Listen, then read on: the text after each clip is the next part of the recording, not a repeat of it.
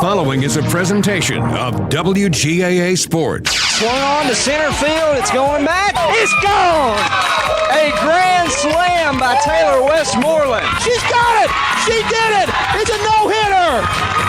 Into left field and deep. Back toward the wall. It's gone! Walk-off two-run home run to the fence. She makes the catch and Cedartown advances to the Elite Eight, and then Cedartown dugout explodes.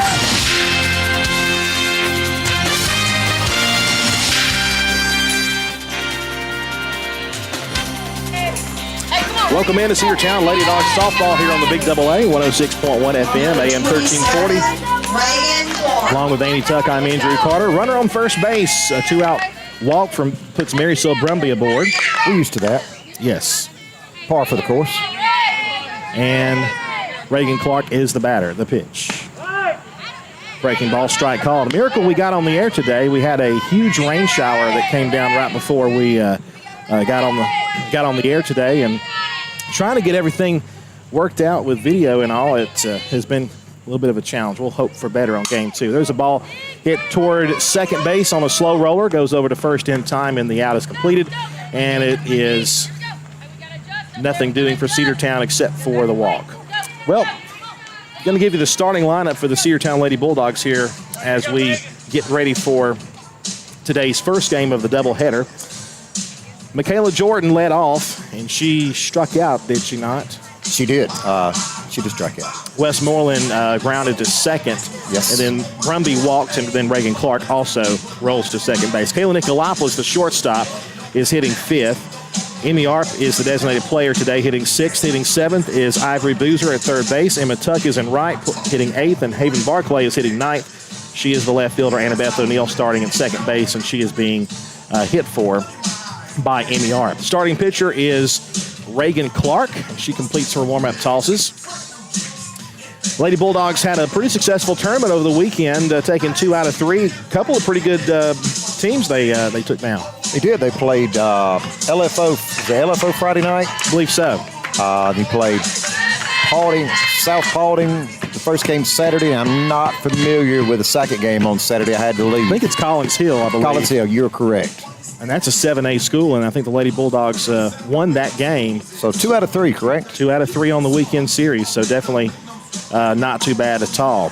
Lady Bulldogs looking to start this region game strong. Lady Bulldogs 2-7 in region play, but you know, 2 of the 3 first series of the season for the Lady Bulldogs were against the 2 best teams in the region. Right, with Central and Heritage. Really the 2 best teams in the state. Central is still undefeated. Central's the best team we're going to face, in my opinion. Heritage, I think we could have beaten. We just couldn't put things together like we should. But Central, by far, the superior team. Superior in all assets, all facets of the game. I agree with that. Reagan Clark will try to continue to throw well. She threw well at the tournament. And we'll have the first batter for Ridgeland here. We did not receive a Ridgeland lineup, so we'll just kind of go down the list here. Reagan delivers, taking high for ball 1. I want to see out of Clark today, get ahead in the count early, not working from behind as much. Keep the hitters off balance, work ahead, and more confidence on that mound. Emma Fowler, batting left, is at the plate. She'll take a pitch that is a strike. 1-1 the count. Right below the knees. Happy to be with you here. Probably the longest road trip of the year. We're literally 5 minutes from Chattanooga. Yes, we are. 1-1 pitch. Low and away, ball 2. If it gets too hot, we can go up to the water park at Lake Winnepesaukah. That is true. And it could get there. That's a little rainstorm we had. Yeah, it's a little very sticky. I've not been to Ridgeland in a while. 2-1 pitch. Low and away, ball 3. We came here, of course, for all the sports last year, including football. This year, Ridgeland gets to come up to Cedartown for football. Speaking of football. The last time I was here yes. was a football game. It was, I think it's Chubb's sophomore year, maybe. 3-1 is hit toward third base. Good stab there. The throw goes over to first base in time. Boozer to Brumby, 1 out. You had 2 current NFL players playing against each other with Nick Chubb of Cedartown, of course, and then you had Von Bell of Ridgeland. That's right. And I believe he's still in the NFL. Talk about and that's back when Ridgeland football was, and they're still pretty good, but they were really good back then. Here's Ellie Barnes, and she'll hit a slow roller back to the pitcher, and covering the bag, and they're going to say she's off the bag. Little late break over to the bag from O'Neal. She tried her best to get there in time, but they're going to say she was a bit late. Deja Watkins, number 3. Got to watch those hands, especially in the infield. Got to realize what's going on and know your position to take. Yes, indeed. So 1 out base runner for Ridgeland.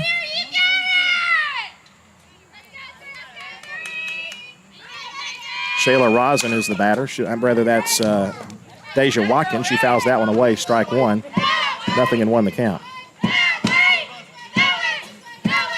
How is Ridgeland's standings in the region? They've only won 1 region game so far, according to Max Preps. Okay. So, first the 0-1. There's a ball sliced to the right side. Brumby gives chase, and she tried to dive over the fence, could not get to it. It is out of play, and it's 0-2. So, really, because Cedartown has lost 2 out of the last 3 series, this is a very important series for Cedartown to win. Absolutely. In order to solidify, I mean, at this point, it's going to be a 3rd or 4th place finish in the region because Heritage has pretty much dominated their play, and Central has done the same. Got to finish the region strong the next 3 series. No balls, 2 strikes the count. And she'll hit a roller over to first base. Picked up by Brumby. She'll tag the bag herself, 2 out. Runner moves over to second in the process. We do apologize for those watching on Facebook, the flickering camera. Next, we have Carlin Scott, I'm perplexed. I don't know why it's doing that. So I think it's because we're close to Tennessee. Could be. And Tennessee is just not up to par where Georgia is. Football scores tell that story. I like it.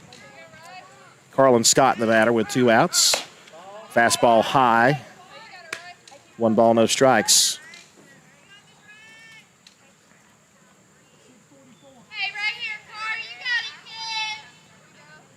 Runner second base. She could score on a hit to the outfield. There's another rise ball that missed too high, 2-0.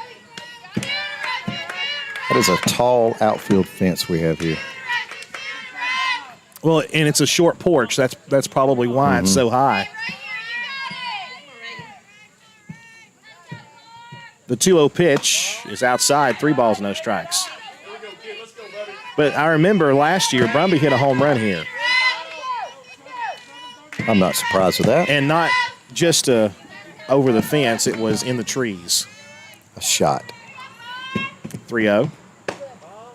Ball down, just missed down low, and now runners at first and second. It could not have been low by much. But a walk it is. 2 on, 2 out for the Panthers. Maggie Dixon will bat. Speaking of Panthers, did you happen to see the virtual reality Panther the Carolina Panthers used over the weekend for the NFL game? I saw something about that. I didn't really get to follow it that Strange. much. Oh, that one Lord. got away from her, slipped out of her hands and back to the backstop, and runners will move up to second and third. 1 ball, no strikes. You know, we had the rain. It rained pretty good for about 10 minutes here, and then the sun came back out, and it's absolutely soupy out there. Perspiration, it's just the humidity is way up there. Coach Monroe comes out of the dugout to maybe give Reagan some chalk or some rosin or something to rub on her hands, because that slipped out because of moisture. Absolutely. But Cedartown added another football game. Next week, Cedartown will play Calhoun on Thursday night. Good. That promises to be a good ball game. Of course, we go to Heard County this Friday. There's a ball, soft liner to the left side, base hit. 1 run will score. Here comes the other runner. Throw comes in the third. They might have had to play at the plate, but it's going to be a 2-0 lead for the Panthers. I don't understand why our left fielder did not just go home with it there. He had a shot. Ellie Barnes. That's a younger player with a situation. She got to know what's going on there. And Barclay, she's got the arm. She could have gone home. It's a 2-run single And Ridgeland strikes first, 2-0 here at the bottom of the first inning. Expect the ball and have a plan of where you're going with it. Time called at the plate. Number 19, Ellie Barnes is the batter, another senior for this Ridgeland team. The good news for the Lady Bulldogs, as we mentioned before, the rest of the teams we play have losing records. So that's going to help for playoff contentions if you want to get into the play-ins and all that. That one missed away, 1 ball, no strikes to Ellie Barnes. But you got to get to W. And that 2-run bloop single to left field, that was in no man's land. Nobody was going to catch that. I agree with that. 1-0 is down low for ball 2. 2 balls, no strikes. But it's what I've seen so far in the season, it's been the small mistakes, like the one we just had at second on the bunt and now the left field there. Right. Not just calling those 2 players out, but if they're not the only ones, it's happened across the diamond. 2-0 pitch. There's a strike, 2-1. And it's the small things that later in games turn out to be the bigger things. You said it. 2 balls, 1 strike. Clark with a pitch. Swung on and just got a piece, and it's 2-2. By the way, I see on Facebook Live, today is Avery Davis's birthday, so happy birthday to Avery Davis. Imagine that's probably, what, a 16th? I believe so. Sweet 16th And I think birthday? Avery yesterday got her first home run as a JV player. Or she got a home run yesterday. It's an early birthday present for Davis. Good deal. Maybe we'll get to see her today in a pinch hitting or running roll or something. That one line foul, and that hurt. That one did hit the netting first. Caught the coach in the head. Yeah, right She's off smiling. the net. She's good. I think it caught the ponytail. Ponytail was there for the cushion. Ponytail or the visor, one or the other. 2 balls, 2 strikes. I don't have that problem. Do you have that problem? If I can hit it, I'm going down. I just hope it hits the bill of my hat and not my head. Ball hit hard, past short, base hit. All the way to the wall, fielded by Barclay and left. The runner has the green light. Throw goes to the plate, not going to be in time. 3-0 Ridgeland. That was hit hard past shortstop and all the way to the fence. Batting next, we have number 18, Desiree Powell. This team here is not afraid to advance on the base paths. No, they're not. They're fast. Lady Bulldogs had a base runner at the top of the inning, but nothing doing. And so far, Ridgeland is taking it to us here in this first inning. Agreed. Another left-handed bat facing Cedartown's junior pitcher, Reagan Clark. Down the middle, strike called, 0-1 the count. Most of this is Desiree Powell, number 18, a freshman. The sun has come out, and it's shining hot. There's a ball hit to center field. Back to make the catch is Michaela Jordan, and the inning is over. But Ridgeland strikes for 3 in the inning, and they lead it by a score of 3-0, 3-1. We head now to the top of the second. Lady Dogs softball on the Big AA, 106.1 FM, 1340 AM. Tune in, Facebook Live, YouTube, and the NFHS Network. One of the pillars of a strong community is knowing your neighbors. Near your car is the person you'll see grilling with you at the block party. It's important to be a part of a community, and Peach State Ford is proud to be a part of historic Cedartown, Rockmart, and Rome, and even prouder to be rated one of the best in the country in customer service. Nobody knows trucks or people like Peach State Ford. 2076 Rockmart Highway, Cedartown, 866-872-60.